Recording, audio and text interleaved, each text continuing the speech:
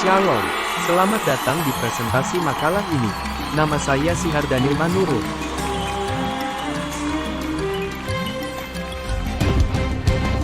Kalau dapat 1 juta sih aku beli baju ya kan, beli celana berfashion gitu ya kan. Ya dapat 1 juta sih pastinya pergi liburan sama nonton sama kawan-kawan sih. Apa? Uang 1 juta? Kalau 1 juta mah partilah sama Braiku ini, yo kan Bray? Yo. Hah? 1 juta? Kayaknya kalau dapat 1 juta dimakan deh. Kalau nggak makan, healing lah bre. Kemana lagi?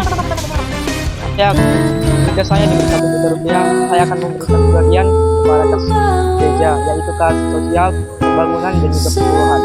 Serta saya juga akan menabung untuk masa depan saya. Puji Tuhan. Haleluya, puji Tuhan. Terima kasih pemuda remaja Youth Maranatha, GPD Maranatha. Senang sekali kita akan bertemu di Counseling Financial Management untuk pemuda remaja.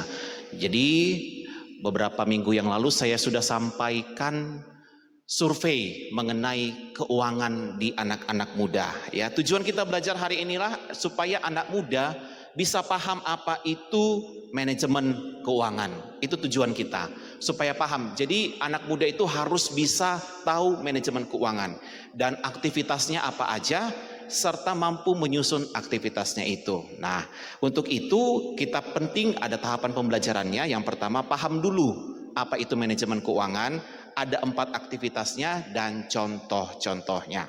Nah, kenapa kita penting belajar manajemen keuangan? Amsal 21 ayat 20 berkata, harta yang indah dan minyak ada di kediaman orang bijak. Jadi siapa yang punya harta? Orang bijak. Tetapi orang yang bebal, perhatikan ini, orang yang bebal memboroskannya. Orang yang bebal memboroskannya. Permasalahannya, dari 100% anak muda di tempat ini hanya 33% yang punya tabungan. Ini punya tabungan. Berarti masih ada 67% lagi yang tidak punya tabungan. Dan yang lebih parah lagi, 77%, wah ini besar sekali ya. 77% anak muda aku dirinya apa? Boros. 77%. Jadi kalau ada 100 orang di sini, 77 orang mengaku dirinya boros. Padahal Amsal tadi bilang orang bebal itu memboroskan hartanya. Siapa mau jadi orang bebal? Saya rasa anak muda nggak mau menjadi orang bebal, benar ya?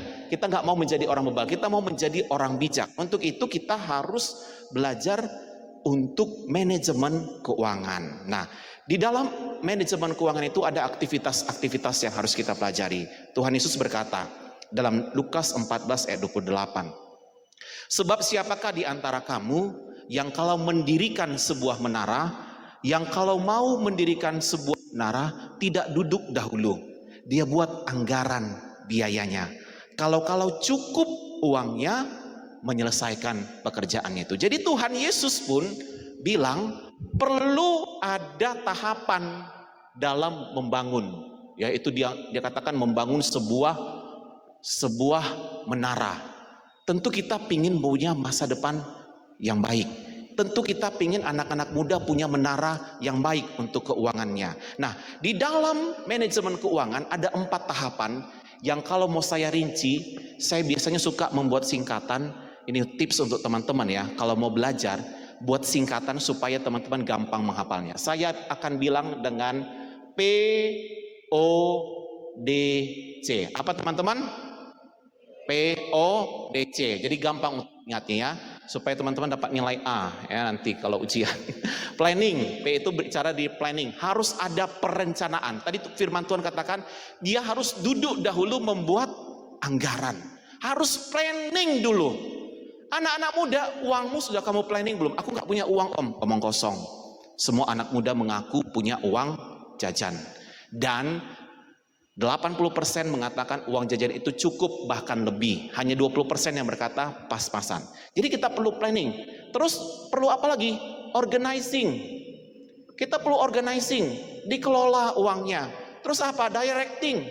Directing ini aktualisasi, disebut juga aktualisasi ya, pelaksanaan. Kamu punya planning tapi kalau nggak dilaksanakan, yaitu namanya mimpi atau angan-angan. Dan ada C, merepresentasikan apa? Kontrol. Kita kendalikan. Benar nggak apa yang sudah kita rencanakan tadi? Nah, planning itu sangat penting. Artinya kita menetapkan tujuan.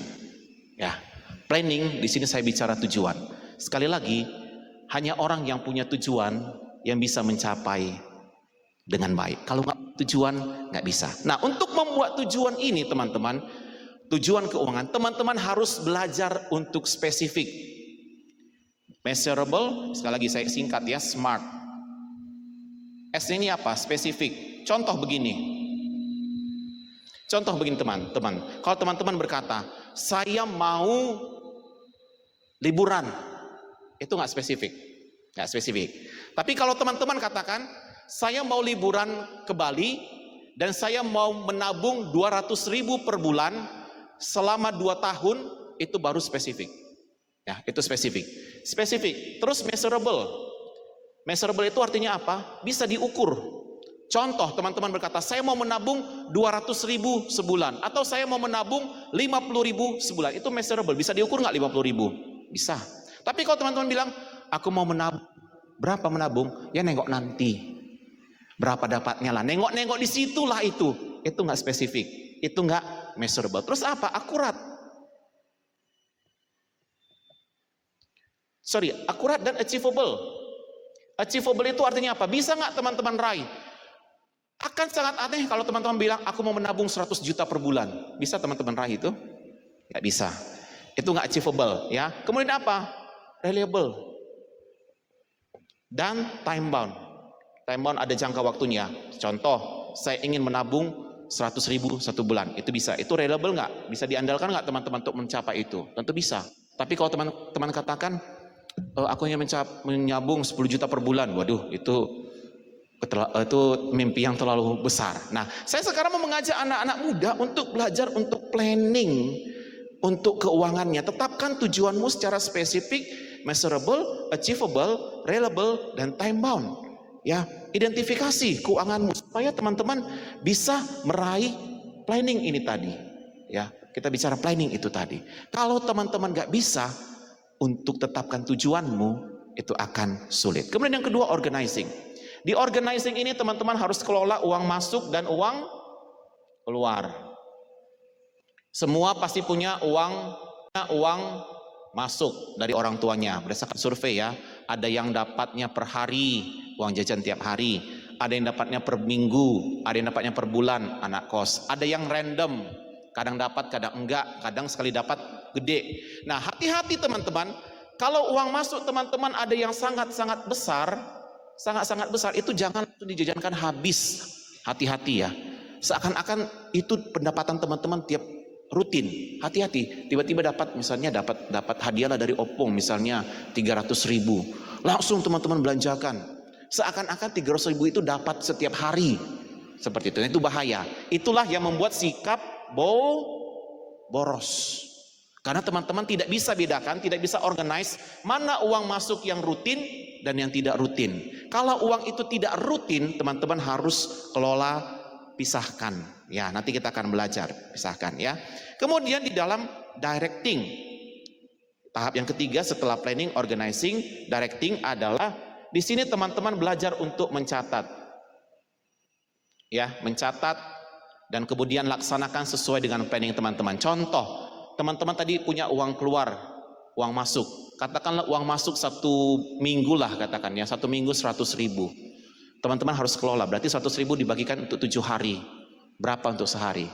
Berapa teman-teman habiskan dalam 1 hari? Dan kemudian berapa teman-teman akan tabung di dalam tabungan teman-teman? Ya, itu harus jelas. Kemudian teman-teman harus belajar mencatat. Saya perhatikan dari anak-anak muda di hasil survei mengaku tidak pernah mencatat. Itu kan nggak perlu dicatat. Ngapain? Tujuan kita mencatat itu apa? Dalam tahapan yaitu directing. Ya, untuk aktualisasinya supaya kita bisa lihat uang kita ini udah kita tabung dengan baik, udah kita kelola dengan baik atau belum. Dan yang terakhir nanti kontrol. Tercapai nggak tujuan teman-teman itu. Nah, hari ini saya mau mengajak teman-teman untuk membuat tugas Untuk tugas, teman-teman silakan melakukan 4 tahapan planning, organizing, directing, dan controlling dalam financial management. Dimulai dengan membuat planning, yaitu tentukan tujuan perencanaan keuangan teman-teman untuk jangka pendek, contohnya untuk 1 bulan. Teman-teman akan menabung planning sejumlah Rp, katakanlah 200.000 per bulan.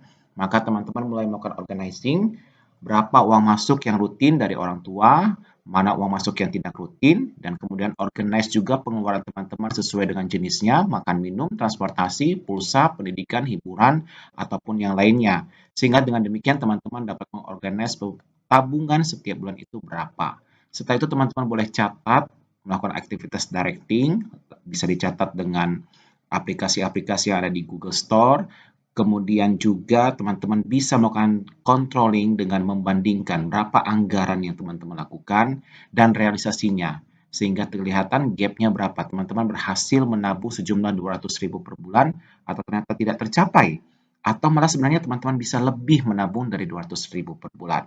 Ya, sehingga teman-teman bisa meraih apa yang teman-teman sudah rencanakan.